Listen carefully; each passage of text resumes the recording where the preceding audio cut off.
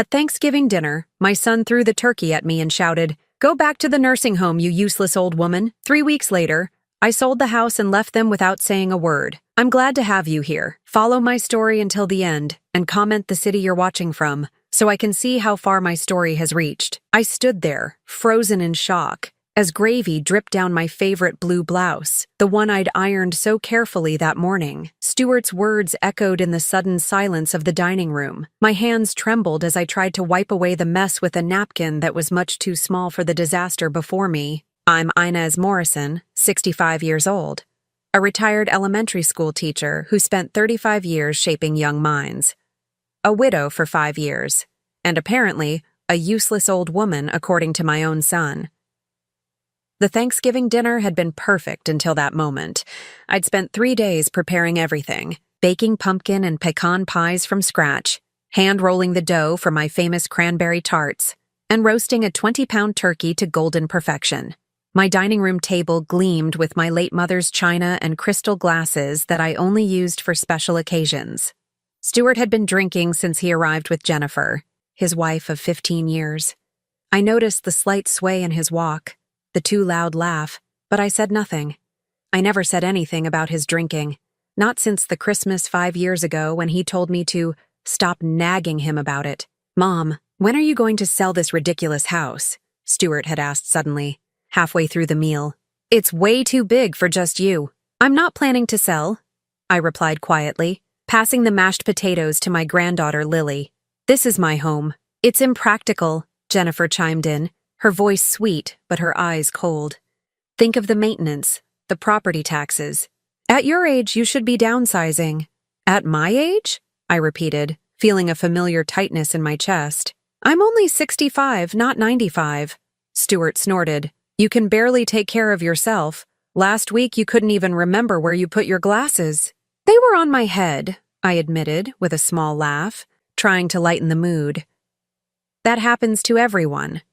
"Not to everyone," Jennifer said. "Just people who should consider assisted living options." I set down my fork, my appetite suddenly gone. "I'm not going to any nursing home. I'm perfectly capable of living independently. For now," Stuart muttered. "But let's be realistic. Dad left you this house, but he didn't leave you the means to maintain it forever. Your teacher's pension isn't going to cover everything indefinitely." That wasn't true. Robert had left me quite comfortable, with investments that Stuart knew nothing about, but I didn't mention that. I never discussed my finances with Stuart because money seemed to be the only thing he truly cared about. "I was thinking," I said instead, trying to change the subject, "maybe we could all go see the Christmas lights in the park next weekend. They're doing a special display this year." "Christmas lights?" Stuart laughed sharply. "Mom, are you even listening? We're talking about your future here. Our future. This house is the only real asset you have. My future is not up for discussion at Thanksgiving dinner," I said firmly. "Now, who wants more cranberry sauce?" That's when it happened. Stuart's face turned an alarming shade of red. He stood up so quickly his chair fell backward with a crash that made everyone jump. Before I could react, he grabbed the platter with what remained of the turkey and hurled it at me. "Go back to the nursing home, you useless old woman," he shouted, his voice slurring slightly. "You're nothing but a burden to everyone." The turkey hit me square in the chest, sending gravy, stuffing, and meat sliding down my blouse onto my lap. The china platter clattered to the floor, miraculously not breaking. Silence fell over the table. My grandchildren, Lily and Max, stared wide-eyed, forks suspended in midair. Jennifer didn't look shocked. She looked amused, the corner of her mouth twitching upward.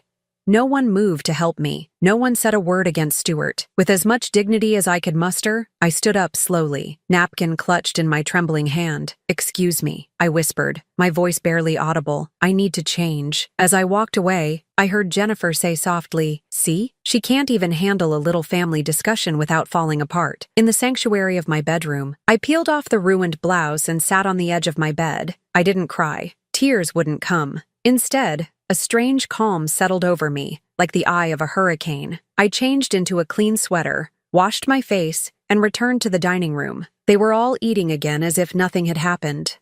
Stuart had refilled his wine glass. Jennifer was checking her phone under the table. Only my grandchildren looked uncomfortable, avoiding my eyes. I sat down and picked up my fork. "Who wants dessert?" I asked with a smile that didn't reach my eyes.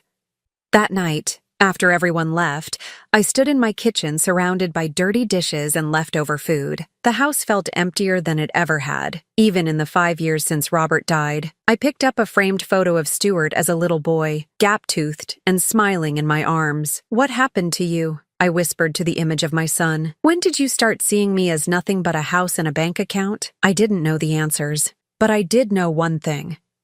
Something had broken inside me today. Something that couldn't be fixed with polite smiles and pretending.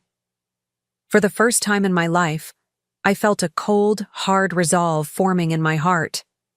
I would never allow myself to be humiliated like that again.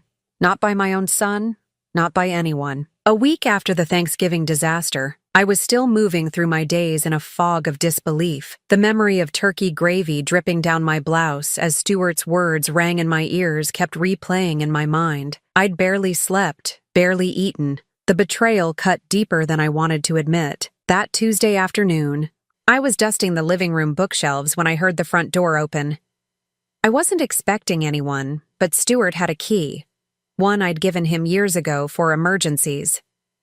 I tensed, not ready to face him yet, but instead of coming to find me, I heard him and Jennifer speaking in hushed tones in the foyer. "I don't think she's home," Jennifer said. "Her car's gone. My car was in the shop for routine maintenance. My neighbor had dropped me off after we had lunch together." "Good," Stuart replied. "I need to check something in Dad's old office anyway." I froze, duster in hand, hidden from their view by the wall separating the living room from the entryway. My heart pounded as I heard them moving toward Robert's study, which I'd kept largely untouched since his death. It was my private sanctuary now, filled with his books and the lingering scent of his pipe tobacco. Silently, I moved closer to the hallway, keeping out of sight. Their voices drifted clearly from the study, unaware of my presence. "The sooner we get her into Cedar Grove, the better," Jennifer was saying. "My cousin says they have an opening next month in their assisted living wing." Cedar Grove, the upscale retirement community on the edge of town. I'd driven past it many times but never imagined myself there. "Mom won't go willingly," Stuart replied. "You saw how she reacted at Thanksgiving." Jennifer laughed softly. "Well, your little turkey tantrum didn't exactly help the cause, did it?" "I lost my temper," Stuart said defensively. "But you have to admit, she's getting worse. The forgetfulness, the stubbornness. We just need to document the incidents," Jennifer said in a practical tone that chilled me. "Dr. Campbell is on board to help evaluate her. Once we establish diminished capacity, the power of attorney kicks in." I had to press my hand against the wall to steady myself. Power of attorney? I'd signed a document years ago after Robert died, naming Stuart as my agent if I became incapacitated, but I was nowhere near incapacitated. "The house should sell quickly," Stuart continued. "The market in this neighborhood is hot right now. We could easily get $700,000, maybe more. And once we pay for the Cedar Grove entrance fee and set aside enough to cover her monthly care, the rest is ours," Jennifer added. "We could finally renovate our kitchen and take that European vacation." My knees nearly buckled. They weren't concerned about my welfare. They wanted my house, my home of 40 years, to fund their kitchen renovation and European vacation. "What about her pension?" Jennifer asked. "It's decent for a teacher," Stuart replied. "About $4,000 a month. Not enough to maintain this place, but more than enough for her basic needs at Cedar Grove. The excess can go toward Max's college fund." I bit my lip to keep from making a sound. They had my entire future mapped out without any input from me. A tiny room at Cedar Grove while they remodeled their kitchen with the proceeds from selling my home. "We should start moving some of the valuable stuff out gradually," Jennifer suggested. "The silver, the antiques, she probably won't even notice." "Next week," Stuart agreed. "I'll tell her I'm taking some things to be appraised for insurance purposes." I'd heard enough. Moving with a stealth I didn't know I possessed, I retreated to the kitchen at the back of the house. My hands shook as I filled the kettle and set it on the stove, trying to process what I'd just overheard. 20 minutes later, I heard them preparing to leave. I switched on the radio to signal my presence, and Stuart appeared in the kitchen doorway, startled. "Mom, I didn't know you were home. Where's your car?" "In the shop," I said calmly, stirring my tea. "Jane dropped me off after lunch." He looked momentarily flustered. "We just stopped by to check if you needed anything." "How thoughtful," I replied, meeting his eyes steadily. "I'm fine. Thank you." After they left, I sat at my kitchen table for a long time, my tea growing cold. The betrayal felt like a physical wound, raw and throbbing. My own son, plotting to declare me incompetent, sell my home, and warehouse me in a retirement facility. That evening, I went to Robert's study and opened his desk drawer. Behind a stack of old folders was a small fireproof box where we had always kept important documents. My hands trembled slightly as I unlocked it. Inside were papers that Stuart knew nothing about. Robert had been far more financially savvy than our son realized. Besides the house, there were investment accounts, stock certificates, and insurance policies. I'd never paid much attention to these matters, trusting Robert's judgment during our marriage and simply maintaining things after his death. Now, I spread everything on the desk and began to calculate. My teacher's pension was indeed around $4,000 monthly, but Robert's investments had grown substantially over the years. All told, I had close to $1 million in assets, not including the house. I was not a helpless old woman dependent on my son's charity. I was, in fact, financially independent. The next morning, I called my bank and made an appointment with their financial advisor. Then I contacted Martha Reynolds, a realtor I'd known for years through the school where I taught her children. "Inez, what a lovely surprise," Martha exclaimed when I walked into her office. "What can I do for you today?" I took a deep breath. "I'd like to sell my house, Martha, quietly and quickly." Her eyebrows rose in surprise. "You're beautiful Victorian? But you've lived there forever." "It's time for a change," I said firmly. "And, Martha, I'd appreciate your discretion. I don't want my son to know until it's done." She looked confused but nodded. "Of course, Inez. It's your house. We can list it privately first. Minimize the publicity." As I left her office, I felt something I hadn't experienced in years, a sense of power. For too long, I'd allowed Stuart to dictate the terms of our relationship, to make me feel small and irrelevant. I'd stood by while he and Jennifer treated me with thinly veiled contempt, no more. They thought I was a feeble old woman, easily manipulated and controlled. They were about to discover how wrong they were. For the next week, I lived a double life. On the surface, I was the same Inez, making my usual trips to the grocery store, attending my book club, and smiling politely whenever Stuart called to check in on me. But beneath that carefully maintained facade, I was executing a plan that would change everything. Martha, true to her word, listed my house privately. Within 3 days, she called with news that made my heart race. "Inez, you won't believe this. I have a couple, the Hendersons, who've been looking for a historic Victorian in this neighborhood for months. They saw your house and fell in love. They're offering full asking price, all cash, with a flexible closing date." I gripped the phone tightly. That's wonderful, Martha. They'd like to see it again tomorrow if that works for you. And Inez, they don't want to change a thing about it. They love the original woodwork, the stained glass, everything. Tears pricked my eyes. Robert had spent years restoring the house's Victorian details, lovingly stripping paint from banisters and repairing cracked stained glass. The thought of new owners who would appreciate his work eased some of the pain of letting go. "Tomorrow afternoon would be perfect," I told her. "Stuart never visits on Wednesdays." After hanging up, I sat at my kitchen table, sipping tea and thinking about what to do next. I needed somewhere to go, somewhere Stuart wouldn't immediately think to look for me. I picked up my address book and flipped to the R section. Rose Tillman, my college roommate who now lived in a retirement community in Florida. We'd kept in touch over the years with Christmas cards and occasional phone calls. I hadn't seen her in person since Robert's funeral, but she'd called a few months ago mentioning she had a spare bedroom if I ever wanted to visit. Before I could overthink it, I dialed her number. "Rose, it's Inez Morrison." "Inez, what a wonderful surprise. How are you, dear?" I hesitated, unsure how much to reveal. I need a change, Rose. I remember you mentioned having a spare room. Say no more, Rose interrupted warmly. The room is yours for as long as you want it. Sunshine Village is a lovely place. You'll fit right in. When can I expect you? How about 3 weeks from now? I need to tie up some loose ends here first. After we hung up, I made a list of everything I needed to do. Contact a moving company for the items I wanted to keep, decide what to donate, forward my mail to a P.O. box, transfer my banking relationships to national institutions I could access from anywhere. I also needed to contact my attorney to update my will. The house Stuart and Jennifer coveted so much would soon be sold, and I had no intention of leaving them the proceeds. The next day, the Hendersons returned to view the house.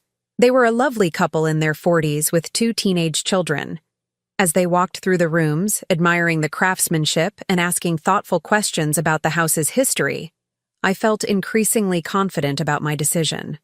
We can close in 2 weeks if that works for you, Mr. I. Henderson said as they prepared to leave.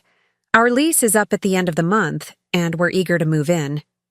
2 weeks would be perfect, I replied, surprising myself with how steady my voice sounded. That evening, Stuart called. Mom, Jennifer and I are coming over for dinner on Sunday. There's something important we want to discuss with you. I could imagine what that important discussion would entail. Cedar Grove, no doubt, with brochures and gentle coercion. That sounds lovely, I said, injecting warmth into my voice. I'll make your favorite pot roast. Great. And Mom? Maybe don't mention it to the kids yet. This is more of an adult conversation.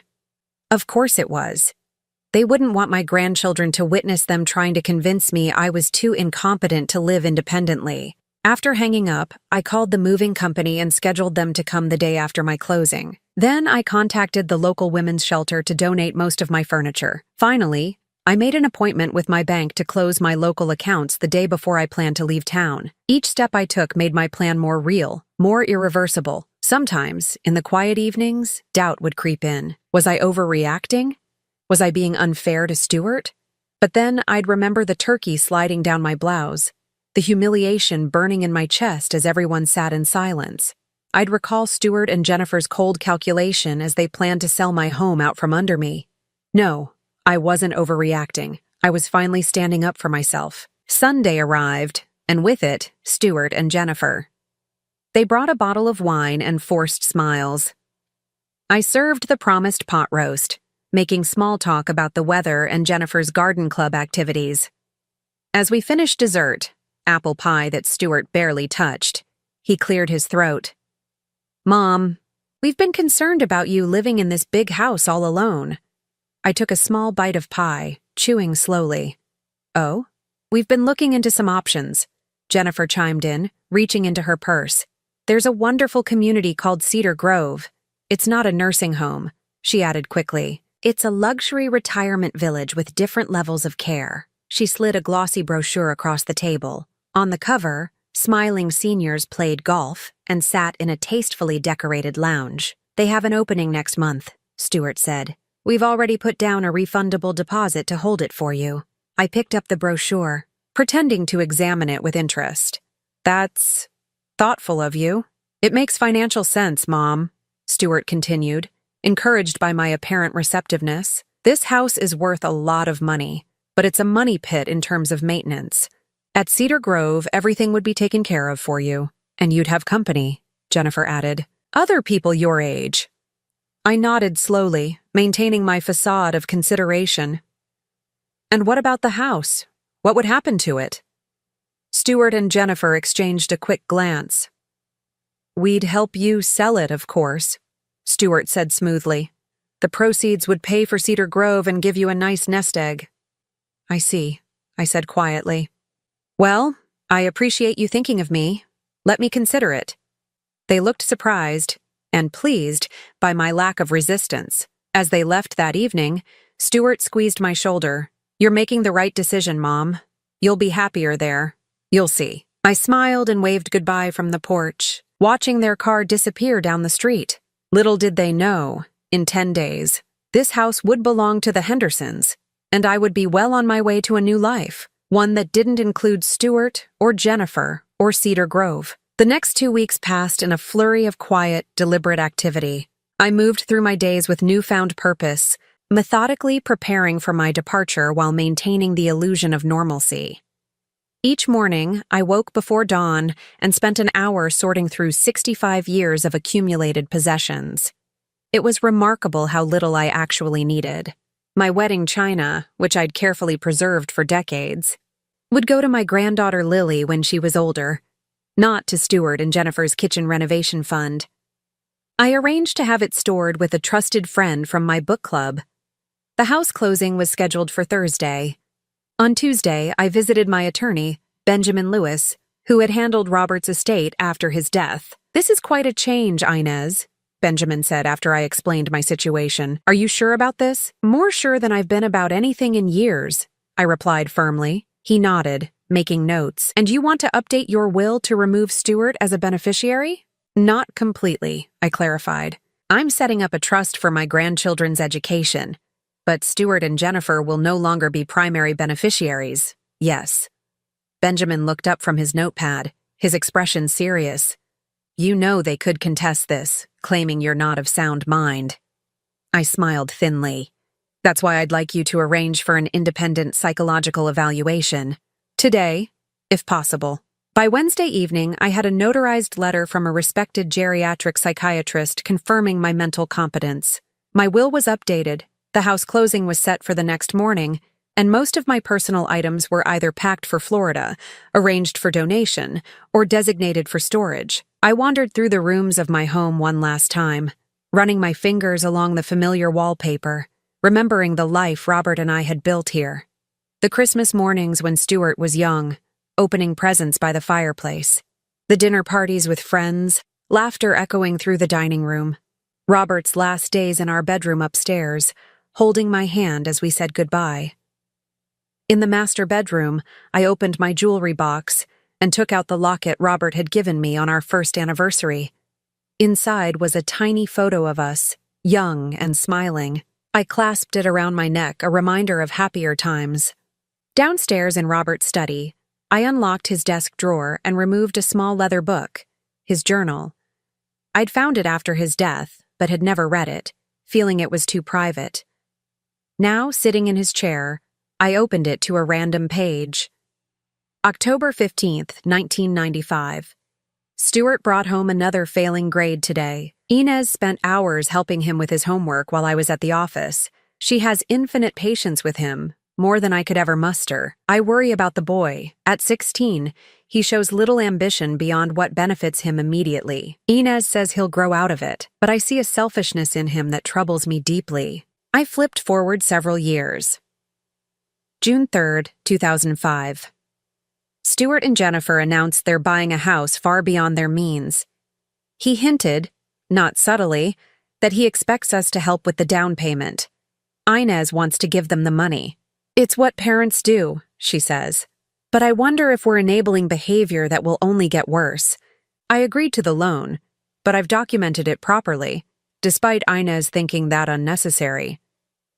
Stuart needs to learn financial responsibility sometime. A lump formed in my throat.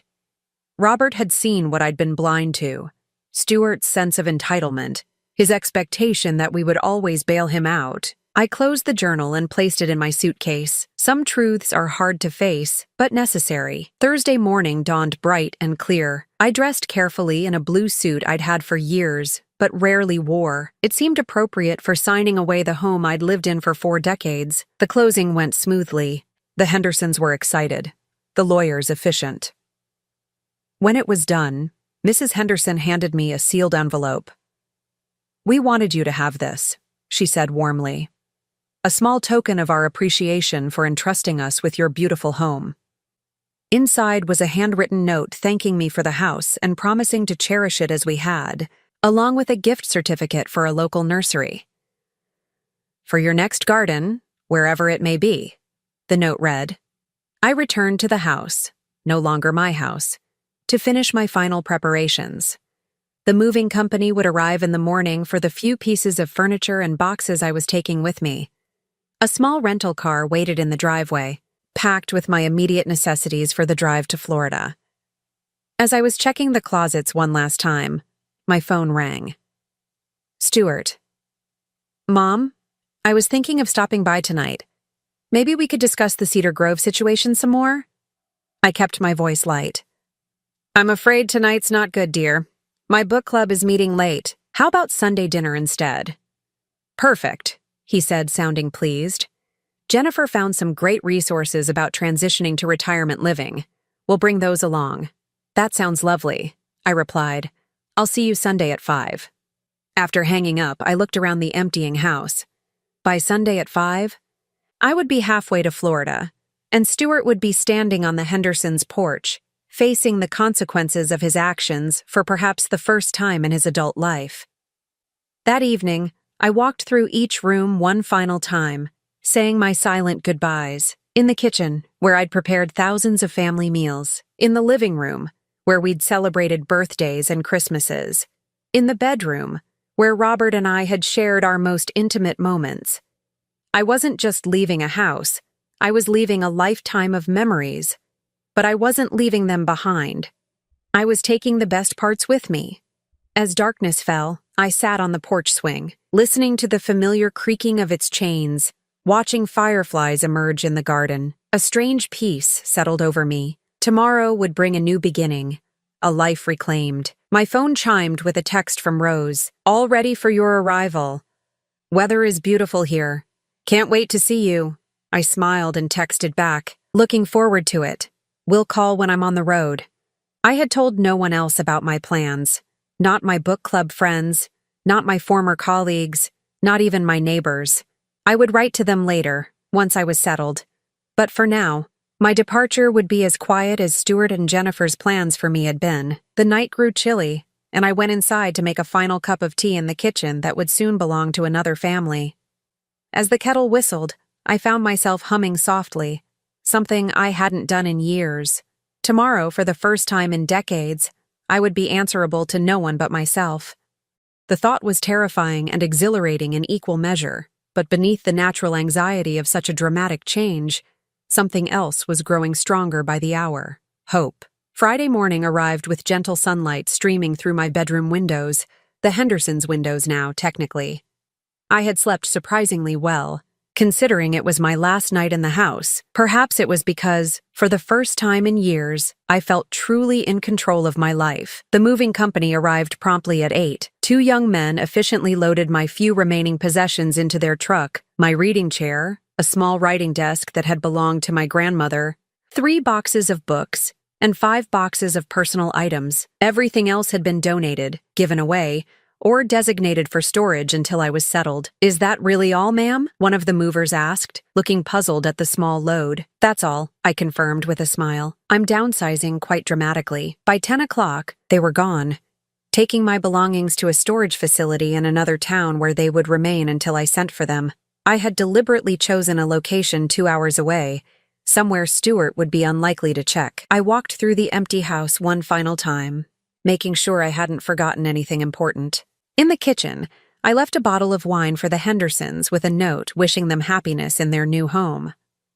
On the mantelpiece, I placed a sealed envelope addressed to Stuart. Inside was a brief message. Stuart, by the time you read this, I will be gone. I have sold the house and moved away. Please do not try to find me. When I am ready, I will contact you. I know about your plans for Cedar Grove. I know about your intentions to sell my home without my consent. I know everything. I raised you better than this. Mom short and to the point. No recriminations, no emotional outbursts, just facts. He would know exactly why I had left. At noon, I took one last look around, then locked the door and placed the key under the mat for the Hendersons, as arranged. My rental car was packed with just a suitcase, a cooler of snacks for the road, and a small bag containing my medications, important documents, and Robert's journal. As I backed out of the driveway, a wave of emotion washed over me. 40 years of memories in that house, raising Stuart, loving Robert, building a life. But the house wasn't my life anymore. It was just a structure, and now it belonged to a family who would create their own memories within its walls. I drove to the bank first, where I closed my remaining local accounts and collected a cashier's check for the proceeds from the house sale. Combined with my other assets, I now had a substantial sum secured in accounts that Stuart couldn't access, more than enough to live comfortably for the rest of my life. Next, I visited the post office to set up mail forwarding to a P.O. box in Florida. The postal clerk smiled as she processed my request. "Moving somewhere warm for retirement?" she asked conversationally. "Something like that," I replied, not elaborating. My last stop was the cemetery where Robert was buried. I hadn't told him about my plans, which seemed strange even to me. For 5 years, I'd visited his grave regularly, talking to him about my day, my worries, my small triumphs. He had been my confidant in life, and I'd continued the habit after his death. I placed a small bouquet of yellow roses, his favorite, on the headstone. "I'm leaving, Robert," I said softly. "Not just the house, but Stuart too. I know you would understand." I touched the cold marble. "You saw what he was becoming long before I did. I was too busy making excuses for him, enabling him." A light breeze rustled the trees overhead, and I took it as a sign of Robert's approval. "I'm not sure when I'll be back, but I'll always carry you with me." I touched the locket at my throat. "Wish me luck." By 2 o'clock, I was on the interstate heading south, my GPS set for Rose's address in Florida. The further I drove from my old life, the lighter I felt. I'd never been particularly adventurous. Teaching elementary school in the same town for 35 years wasn't exactly the life of a thrill seeker, but now, at 65, I was embarking on the most daring adventure of my life. I thought about Stuart discovering my absence on Sunday. He and Jennifer would arrive at 5, expecting to find me preparing dinner, ready to be convinced about Cedar Grove. Instead, they would find new owners and my letter. What would his reaction be? Anger, certainly. Disbelief, probably. Perhaps even concern, though I suspected that would be more about the lost inheritance than about my welfare. I pushed the thoughts away. Stuart's feelings were no longer my primary concern. For decades, I had prioritized his needs, his wants, his convenience. I had shaped my life around being available for him, even as he grew increasingly dismissive of me. That chapter was closed. I stopped for the night at a modest hotel in Virginia. After checking in, I called Rose to update her on my progress. "I'm about halfway there," I told her. "Should arrive sometime tomorrow evening if traffic cooperates." "I can't wait to see you," Rose said warmly. "I've made up the guest room, and there's a welcome dinner planned with some neighbors. You're going to love it here, Inez." "I'm sure I will," I replied, surprised at how much I meant it. After hanging up, I sat on the edge of the hotel bed, suddenly overwhelmed by the enormity of what I'd done. I'd left my home, my community, my entire life behind. I was driving toward an uncertain future in a place where I knew exactly one person. For a moment, doubt crept in. Was I being reckless? Should I have confronted Stuart instead of disappearing? Was I running away rather than standing my ground? I took out Robert's journal and opened it to an entry I'd discovered during my packing. May 10th, 2010. Inez gives too much of herself, always has, to her students, to the community, to Stuart. Everyone takes, and she keeps giving. I worry what will happen to her when I'm gone. Who will look after her interests when she's too busy looking after everyone else's? I closed the journal, a sense of resolve replacing my doubts. I wasn't running away. I was finally, after all these years, putting myself first. Robert would have approved. Sunday arrived, and at precisely 5 o'clock I checked my watch, imagining the scene unfolding hundreds of miles away. Stuart and Jennifer pulling into the driveway, perhaps noticing the different car parked there but not thinking much of it. Stuart using his key, only to find it doesn't work in the lock anymore. Their confusion when strangers answer the door. The shock when they're handed my letter. By now, Stuart would be reading my words, finally understanding that his carefully laid plans had backfired spectacularly. The house he coveted was sold. The mother he'd dismissed as useless and incompetent had outmaneuvered him completely. As I drove the final stretch toward my new life in Florida, I felt no malice toward my son. only a profound sadness for what our relationship had become. But beneath that sadness was something stronger, a fierce determination to reclaim my remaining years, to live them on my own terms. 3 weeks after Thanksgiving dinner, I had sold my house and disappeared without a trace. Stuart had thrown the turkey at me and called me useless. Now, he would learn just how capable I truly was. 1 year later, I sat on the balcony of my condominium, watching the Florida sunset paint the sky in brilliant oranges and pinks. A glass of iced tea sweated on the small table beside me, and a gentle breeze carried the scent of jasmine from the garden below. This had become my favorite time of day, a moment of quiet reflection before joining friends for dinner or an evening activity. My life in Sunshine Village had taken shape more beautifully than I could have imagined. Within weeks of arriving, I had made friends, joined the community chorus, and started volunteering at the local elementary school, helping children with reading difficulties. My background as a teacher made me a natural fit, and working with young minds again brought unexpected joy to my days. My condo was smaller than my old Victorian, but it was mine, purchased outright with a portion of the proceeds from the house sale. The rest remained carefully invested, ensuring my financial independence for whatever years I had left. Rose had been right. I did love it here. The community was vibrant, filled with active seniors who defied every stereotype Stuart and Jennifer had tried to impose on me.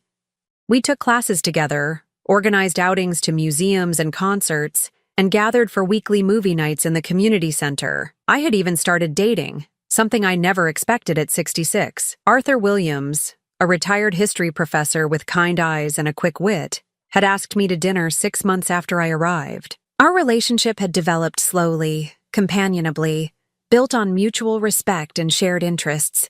Last week, he'd taken me sailing on his small boat, and we'd stayed out until sunset, talking about books and travel and second chances. My phone buzzed with a text from Arthur. Still on for dinner at 7? Made reservations at that new Italian place. I smiled and replied affirmatively, then set my phone down, letting my thoughts drift back to the past year. Stuart had tried to find me, of course. The day after my departure, my phone had exploded with calls and messages, alternating between anger, confusion, and false concern. Mom, what the hell? Where are you? You can't just sell the house like that. That was my inheritance. Mom, we're worried about you. This erratic behavior proves you need help. I hadn't responded to any of them. Instead, I had blocked his number and Jennifer's, changed my email address, and asked Rose to screen any calls to her home. I wasn't hiding exactly. I had simply chosen to step away from a toxic relationship. Stuart had eventually discovered my new location through Martha, the realtor, who innocently mentioned Florida when he confronted her about the house sale. Within 2 months of my departure, he had appeared at Sunshine Village, demanding to see me.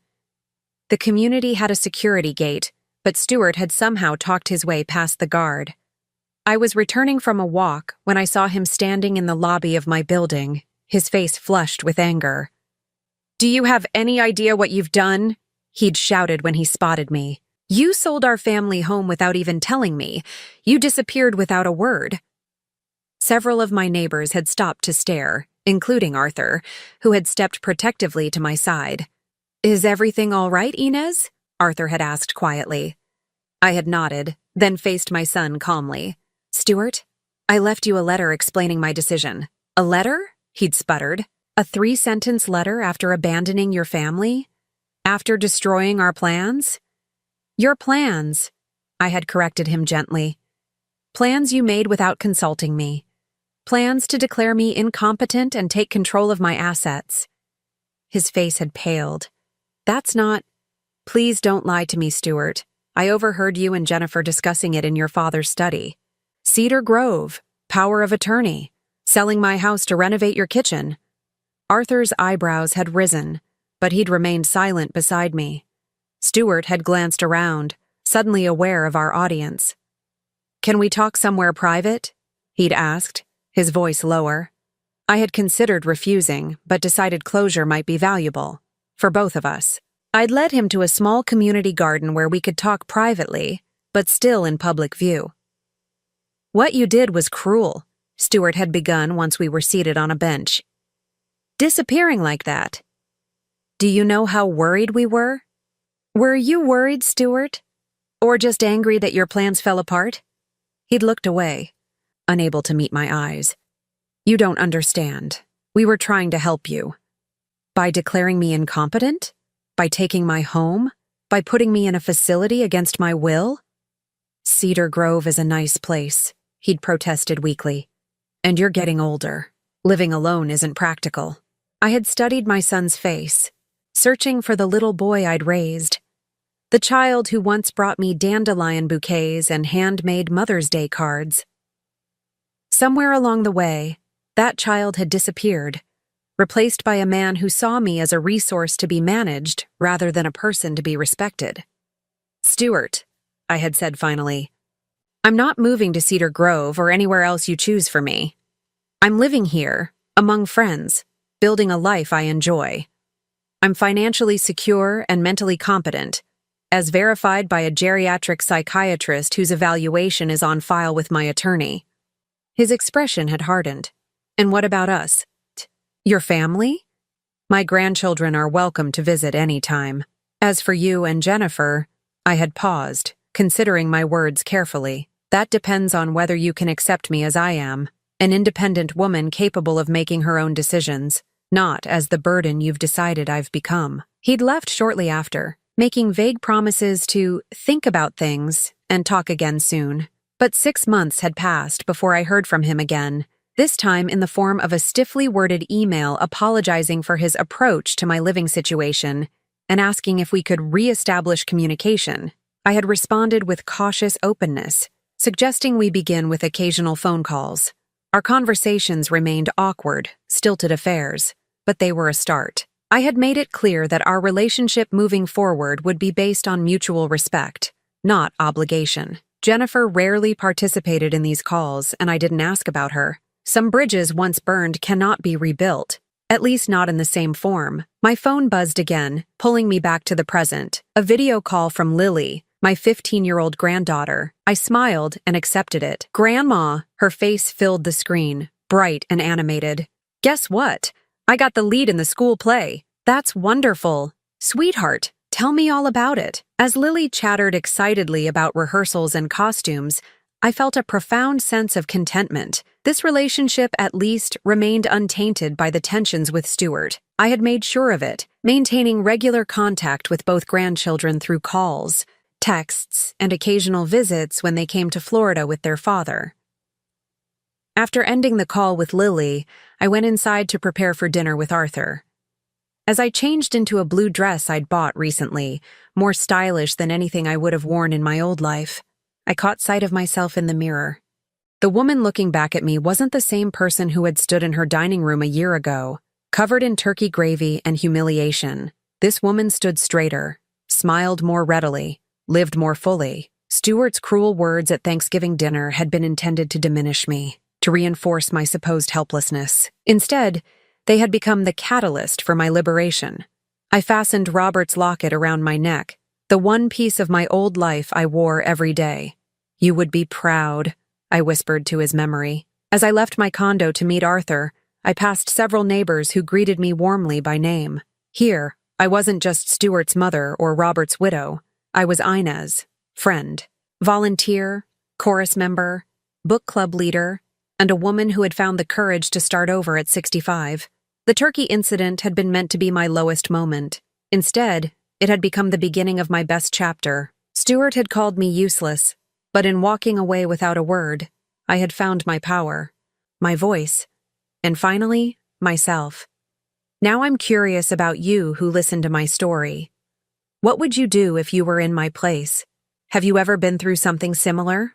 Comment below, and meanwhile, I'm leaving on the final screen 2 other stories that are channel favorites, and they will definitely surprise you. Thank you for watching until here.